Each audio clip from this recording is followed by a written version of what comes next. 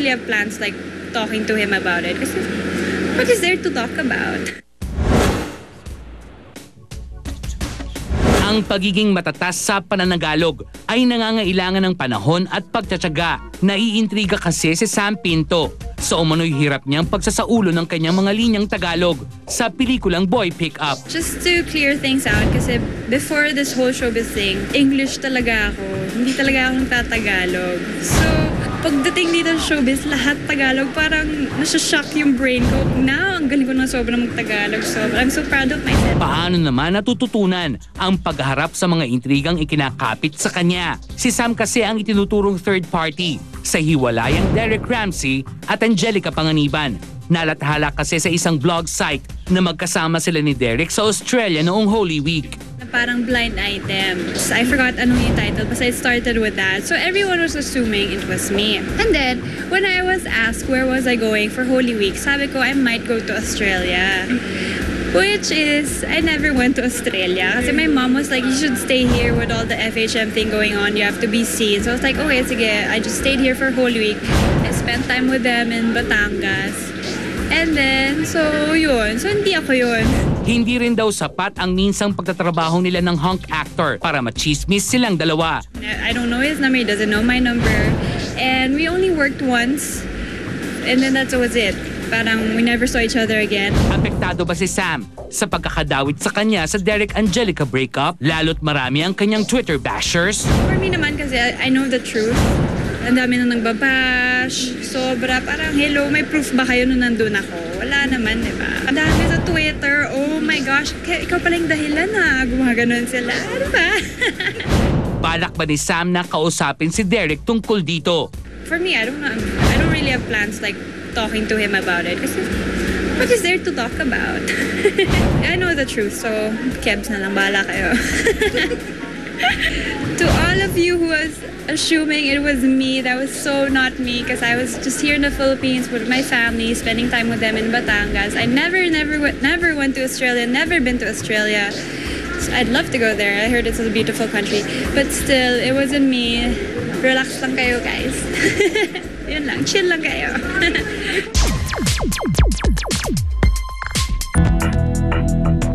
Kasi para matuto yung mga tao na ganyan.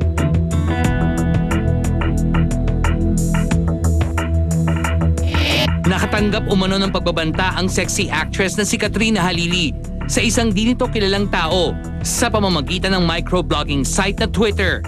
Siguro mga second week ng April o third week ng April. May mga sinasabi masasama. May pupuntaan ako sa taping, basta mga nagtitreat siya ng kung ano-ano. Totoo po yun. Nabasa ko po. Oo. Nabasa ko. So, you know, and parang dinamay din niya yung baby. Parang sabi niya, basta masama. Sobrang sama. Cursing, threatening. So, you know, it's one thing to say something, pero it's a different thing to threat. Diba? So, you know, I guess for safety lang. Bagamat likas na matapang at malakas ang loob ng aktres, hindi nito naiwasang maapektuhan sa kanyang natanggap na Twitter threats. Apektado syempre kasi, di ba, parang di mo alam, mamaya, di ba, totoo sinasabi ng siraulong yun, di ba?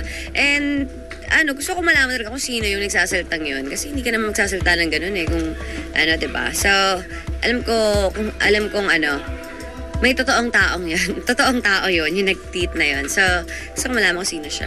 Hindi naman matukoy ni Katrina ang motibo sa pagbabanta sa kanya. Hindi ko alam kung anong pinanggalingan ng taong yun. Kung sino man yun, gusto ko talaga makulong. Ayoko madaan sa sorry. Kasi gusto ko matuto. Kaya't nitong Martes, nagtungo si Katrina sa Technical Investigation Division ng NBI na siyang humahawak sa mga reklamong tulad ng cyberbullying. Kasunod nito'y inimbitahan ng NBI ang umano'y may-ari ng Twitter account na ginamit upang pagbantaan ng aktres. Nagkaharap po pero hindi pa ako makapagsalita kasi under investigation pa ito. Iniimbestigahan po. Pagkatapos, ipa-file po. Ani Katrina, desidido siyang sampahan ng kaso ang taong nagbabanta sa kanyang buhay. Oo naman. Kasi para matuto yung mga tao na ganyan, hindi ka pwedeng magsabi ng kung ano-ano. Like, di ba, magte-threat ka pa. Samantala, 5.5 months na ang ipinagbubuntis ni Katrina sa nobyo nitong si Chris Lawrence. Nakita ka na yung face, nakita ka na. Parehas ng tenga ko, parehas ng lips ko, parehas ng, ng mata, ng chin, tsaka ng shape ng mukha. Hindi ko masyado makita, basta yun lang nakikita ko. We saw the baby na through 4D. It's ang ganda ng lips ng baby. Yung shape ng face parang kay Chiki. High cheekbone siya. Yung lips niya nakapout katulad ni Kat.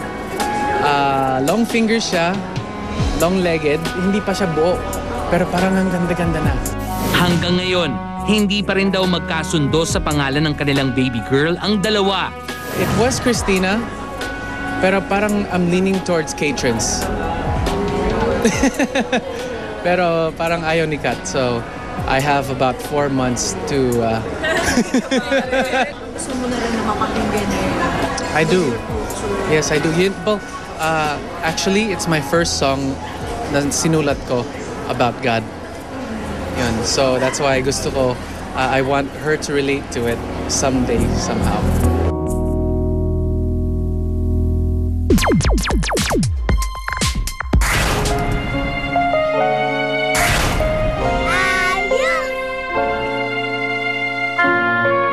The first ever multi-generational drama on Philippine television, ang bagong handog ng GMA, ang Luna Blanca.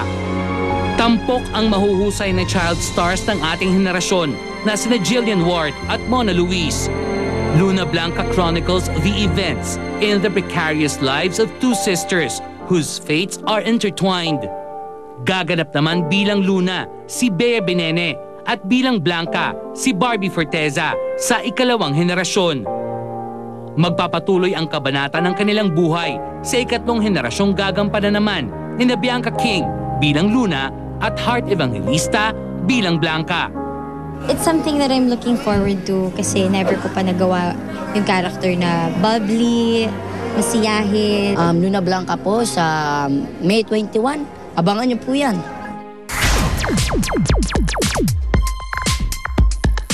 And I am back with more children dahil nandito na ang cast ng Luna Blanca. Siyempre, si Arkin Magalona, Jillian Ward, and Buboy Villar. Okay, Buboy, sino ang direktor ng Luna Blanca? Luna Blanca po sa May 21. Pagkatapos po ito ng 24 oras. Directed by Direk Dominic Zapata. Dominic Zapata. Jillian, okay. Teka, hindi si Arkin muna. Sino-sino kasama? Siyempre si Jillian, si Buboy as Jojo. Si Mona. Tapos si Mona bilang Blanca, si Jillian Luna, si Tito Raymond, Tita Camille, tapos Tita China. Okay. And then, sino? Sino pa ba? Sa dami kasi, hindi maalala. Okay. Dante Rivero. Okay. Tito Dante Rivero. Kasama ba ako sa cast? Okay, parang walang kastila. Okay. Sige, Jillian, kailan magsisimula ang Luna Blanca? Sa Lunes na po, manood po kayo pagtapos po ng 24 oras. Maraming salamat po sa pagsusuporta nyo. At saka maraming salamat din po sa lahat-lahat ang mga kasama po dito namin. Sila Tita Camille, yan, sila Kuya Buboy, at saka sila Kuya Arkin po. At saka sila Tito Dante Rivera po. At saka si... Marisa Delgado. Opo, si Tita Marisa Delgado. At saka maraming salamat din po kay Sir Goson, kay Sir Dwabit po, kay Ma'am Lilibet at kay Ma'am Cheryl. At kay Tito Butch. Okay, at magbabalik po ang Start Talk. Luna Blanca, May 21. Okay. I love you, everybody. We love you, everybody. Directed by, Dominic Zapata. Dominic Zapata po. Pagkatapos po ng 24 oras. Pagtapos po ng 24 oras.